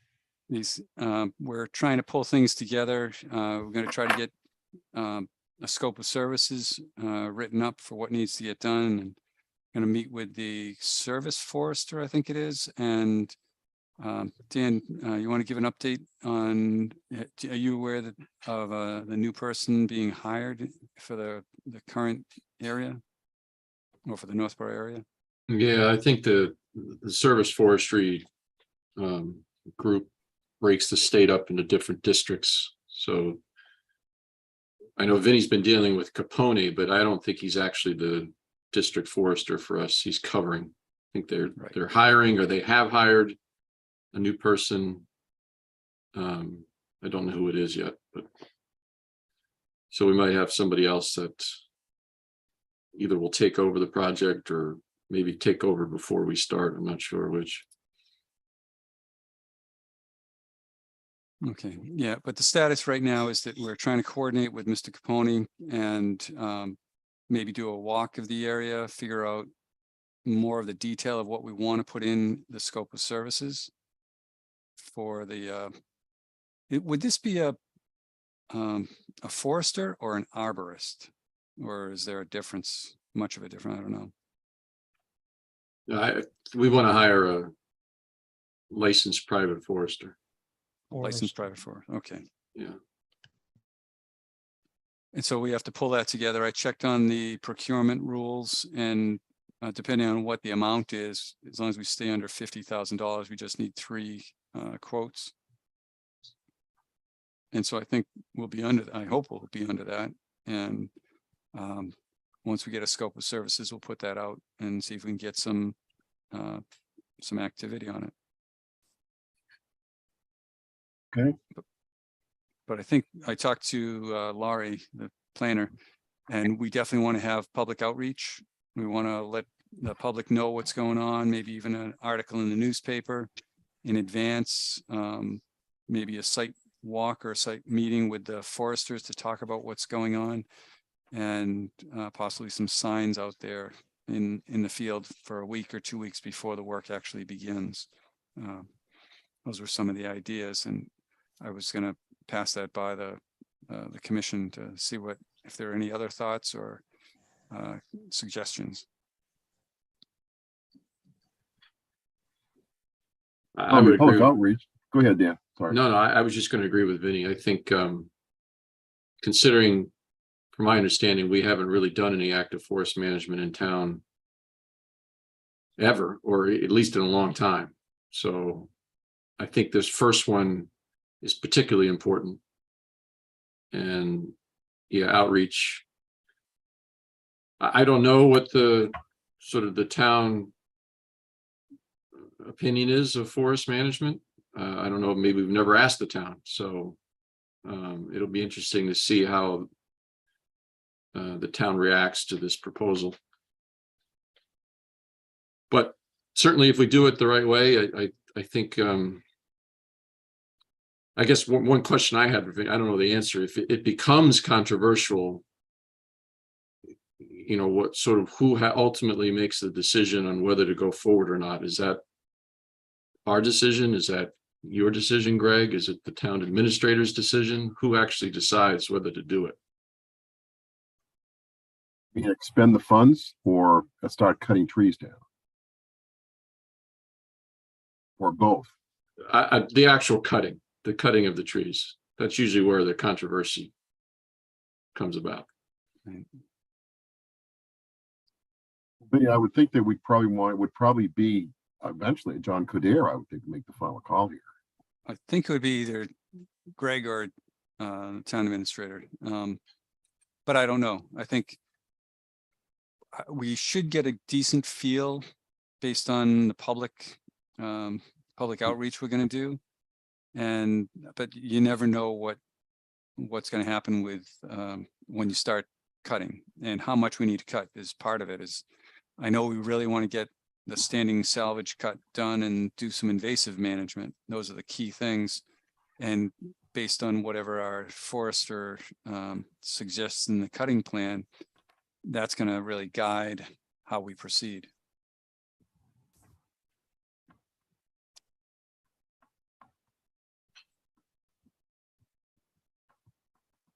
But it's a good question, So- the idea of doing, of figuring out who's going to be able to pull the plug on it. And public outreach is also kind of a dicey thing. My experience is that there, usually public outreach meetings are not well attended. And, Right. you might have 3 or 4 people at the meeting, and then when somebody starts seeing trees being cut in Edmund Hill, another 100 come out of the woods, so to speak. No pun intended here, but. I agree. Yeah, What's I've the- had the best success of doing an actual field visit where you actually walk through Edmund Hill and point out what your approach is, why you're doing this. I find those to be a little more well attended on both sides of the issue, supporters and detractors. So I would suggest at least one of those. That sounds I great. didn't know if we could do something on public access channel too. We could do something in public access. We could probably get an article written in the Advocate. We might be able to get something done the TNG possibly too. Have you reached out to Westboro about when they did their forest plan?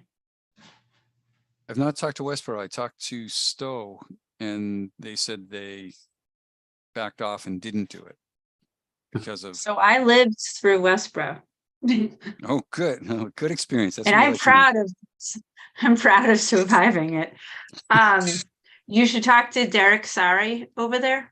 Because I remember we had a forester come in, put a plan together. It was around the reservoir. And it was a pretty aggressive cutting, but it was deemed that was the best method. It was best to just go in and get done what you needed to get done instead of doing it in multiple stages. But it was not taken well. They did a number of outreach meetings. They had it on TV. They had it in newspapers. They had group walks. But so I would talk to him because he has some good ideas on what worked and what didn't work and just could share his stories. And they never Was it a did the happy cut. ending? Yeah. What's that? Did they ever do the cut? Oh, yes, they did the cut. Oh, they did. Okay. All right. Good. I thought They the end of the did, and story it- was they didn't. Yeah. Oh, no, they did the cut. Okay. And it looks great now. I mean, I think we're about 10 years out. But it was in an area around the dam, and there was some hiking trails there, and people were, could see just in plain view what was going on. And it was well advertised. But I think, once you see it actually happening, it's a lot different. So I think it would be good just to talk to him on his experiences. And Earl Story, he was involved in that too. Earl Story is his name. Mm-hmm. And he's with the Conservation Commission in Westboro. No, he's also DPW, but he's the tree warden. Okay.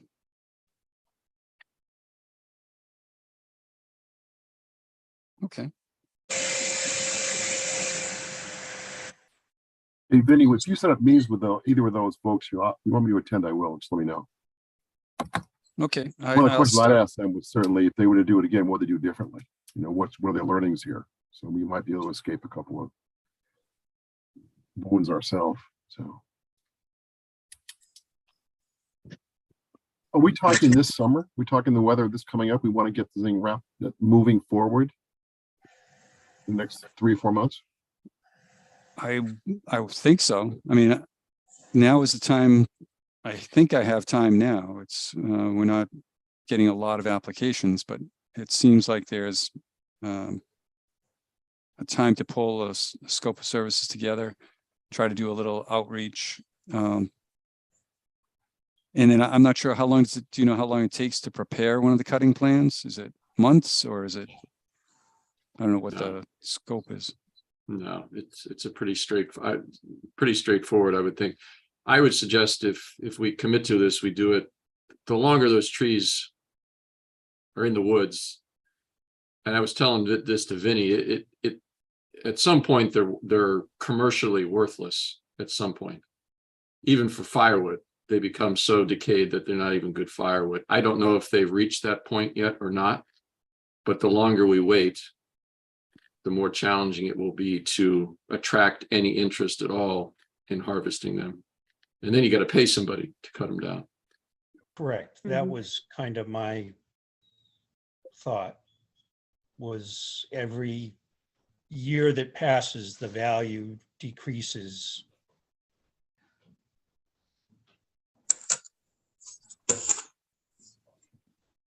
So I think it's feasible to get something done,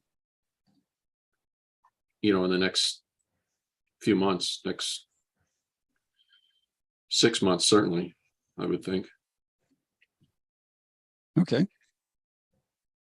And Edmund Hill will be very visible, right? We know that, so it's going to be.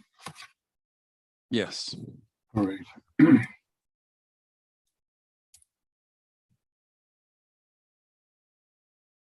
All right. All right, good. Will we be able to play disc golf up there once the trees are gone? Yeah, open it up. Yeah. Where's the challenge in that? Yeah.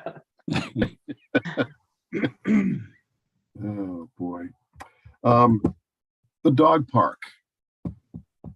What's going on with the dog park? Now, we know that it's coming. We know where they wanted to go.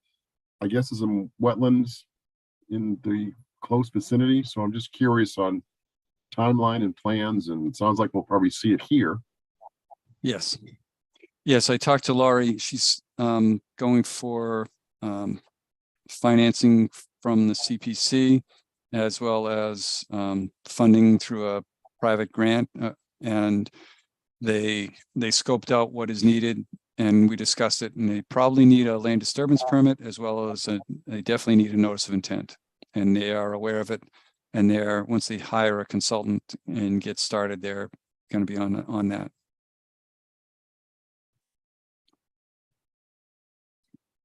They have a timeline in mind? Are we talking this year, or? I think so. All right. Before we talk about next meeting, does anybody else have any items they want to bring up? No. No. Vinny, you good with anything else? I think we're good. Yep. Okay. Next meeting, February 13th is the schedule, which is a Monday. If we do it on that day, I will not be here for that. I have a appointment I cannot move. So. Well, what dates are you available? You would we can't do the next week because I think that's a holiday, right? The 13th. That's school vacation week, the week of the 20th. That's bad timing. Okay. I would think a lot of the folks here have young kids. They might have plans. So. Yep. I mean, I could maybe do it later that week, like the 16th or something, a Thursday. Does that work? Works for me.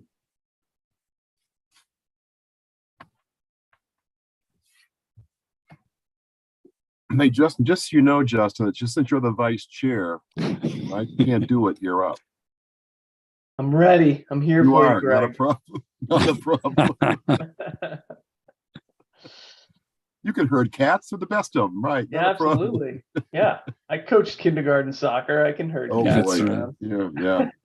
It's a piece of cake compared to that. So that's all right. So you want to shoot for the 16th, Vinny, and I'll say I'm good on the 13th. I have something on the 16th, but okay. If everybody's available on the 16th, I wouldn't be needed. But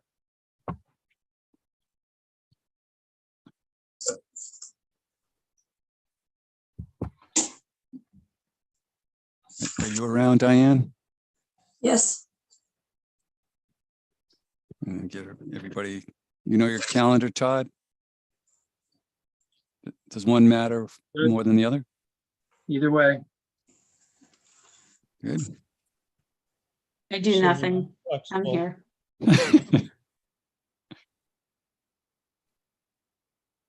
Yeah, either one for me. Doesn't matter. So we have flexibility. Who do we want for chair? Yeah. And he votes for Justin over Here Greg. we go. You figured that hand would go up.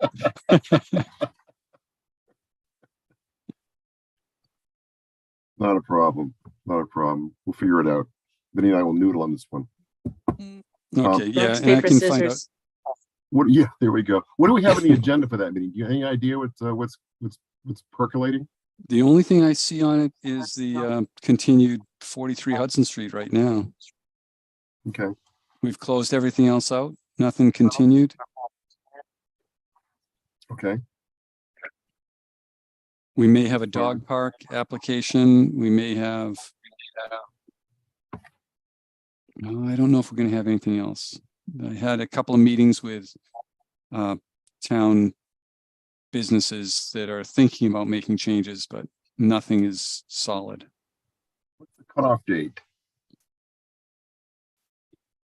Cutoff date, I think, is the 27th right now of this month.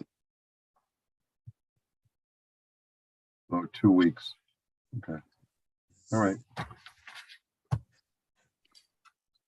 Okay.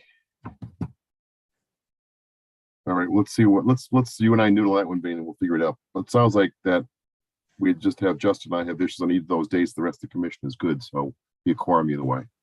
Yeah. That one. That's good. I think that's all I had. Yeah, that's all I got.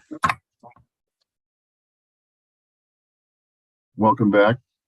2023 will be an exciting year with dog parks and tree cuttings and who knows else what else will be happening here. Zero Hudson Street, all these wonderful things. So here we go. Right. All right. A motion to, oh, Vinny, before we go, I think that you did an outstanding job here tonight with the technical side of the Zoom meeting. Yeah, well, we're not totally done yet. We got through the hard part and I just need to close it and make sure I don't lose it all on YouTube. Okay. But not bad, not bad. Thank you. Thank you. All right, need a motion to adjourn. I'll move. Second, Seconded by Kelly. Roll call. Tom Beals, Yes. Dan Clark, Yes. Justin Dufresne, Yes. Diane Goldner, Yes. Bud Helwig, Yes. Kelly Marston, yes. and I vote yes. Thank you, Excellent. folks. Well, thank you all. Stay well.